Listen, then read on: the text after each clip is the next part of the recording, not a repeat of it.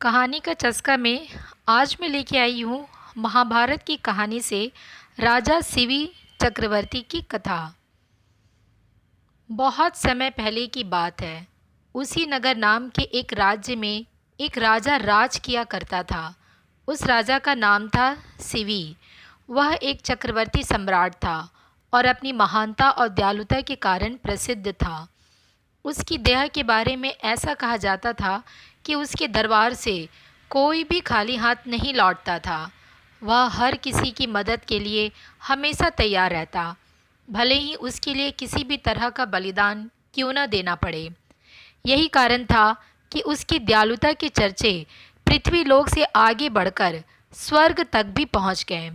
जब इस बात का पता देवों के राजा इंद्र को चला तो उन्होंने मन बनाया कि वह राजा शिवी की परीक्षा स्वयं लेंगे और सुनिश्चित करेंगे कि क्या वाकई में राजा शिवी इतने ही दयालु हैं या यह उनका महज एक ढोंग है। यह तय करने के लिए उन्होंने एक योजना बनाई और अग्निदेव को भी अपने साथ योजना में शामिल होने का निवेदन किया। राजा इंद्र की बात पर अग्निदेव भी राजा शिवी की परीक्षा लेने के लिए तैयार हो गए। फिर क्या था, राजा इंद्र ने एक बाज का रूप धारण किया और अग्निदेव ने एक कबूतर का। दोनों राजा शिवी के दरबार की ओर चल दिए। अग्निदेव कबूतर के रूप में आगे गए और इंद्र बाज के रूप में इस प्रकार उनके पीछे चले कि मानो एक बाज कबूतर का शिकार करने के लिए उसके पीछे उड़ रहा हो।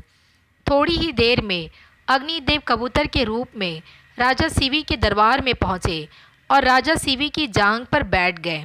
उन्होंने राजा से कहा कि एक बाज उसका शिकार करने के लिए पीछे आ रहा है, वह उसकी जान बचा ले। कबूतर की यह बात सुनकर राजा ने कहा, बिल्कुल भी चिंता न करो, मेरे होते हुए वह बाज तुम्हारा कुछ भी बिगाड़ नहीं पाएगा। मैं तुम्हारी रक्षा करने का वचन देता हूँ। राजा के वचन देते ही बाज के रूप में इंद्रदेव भी शिवी के दरबार में पहुँच गए।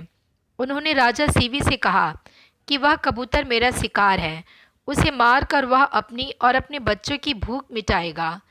बाज की बात पर राजा ने कहा, मैंने इस कबूतर को वचन दिया है कि मैं इसके प्राणों की रक्षा करूंगा, इसलिए मैं इसे तुम्हें नहीं दे सकता।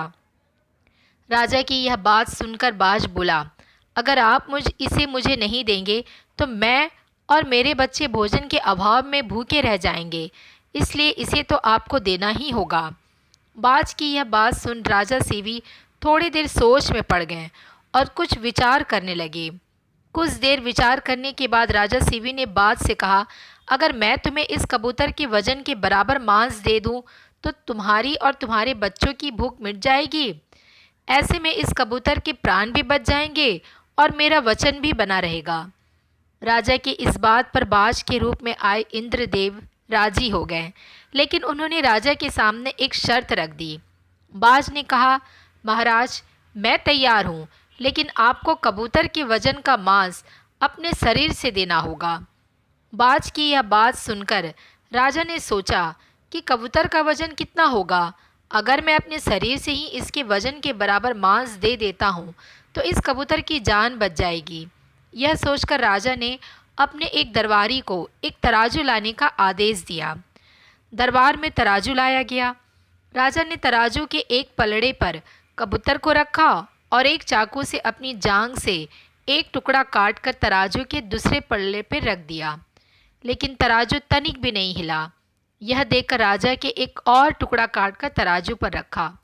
इसके बाद भी मांस का टुकड़ा कबूतर के वजन से काफ़ी कम था। उन्होंने धीरे धीरे कर अपने आधे शरीर के मांस को निकालकर तराजू पर रख दिया। उसके बाद भी मांस का वजन कबूतर के वजन से कम ही रहा। यह देखकर राजा शिवी बहुत निराश हुए। उन्होंने निश्चय किया कि अब कुछ भी हो जाए वह अपने वजन का मान रखते हुए कबूतर को बचाएंगे। यह सोचकर वह खुद ही तराजू के पलड़े पर बैठ गए और तराजू पर कबूतर का पलड़ा ऊपर आ गया। राजा ने बाज से कहा, तुम मेरे पूरे शरीर का मांस ले लो और कबूतर को छोड़ दो। यह सुनकर इंद्रदेव को राजा पर दया आ गई।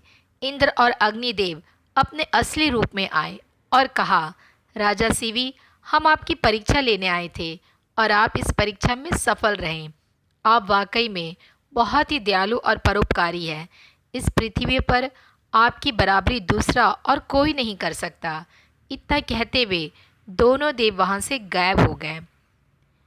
सीवी चक्रवर्ती की कहानी से सीख मिलती है कि इंसान को किसी भी हाल में दया और परोपकार का साथ नहीं छोड़ना चाहिए, क्योंकि जिसमें दया और परोपकार वास करता है, भगवान भी सदैव उसकी मदद के लिए तैयार रहते हैं। फिर मिलूंगी आपसे एक नई कहानी के साथ। ऐसी ही और कहानी सुनने के लिए इस चैनल को सब्सक्राइब करना ना भूलें।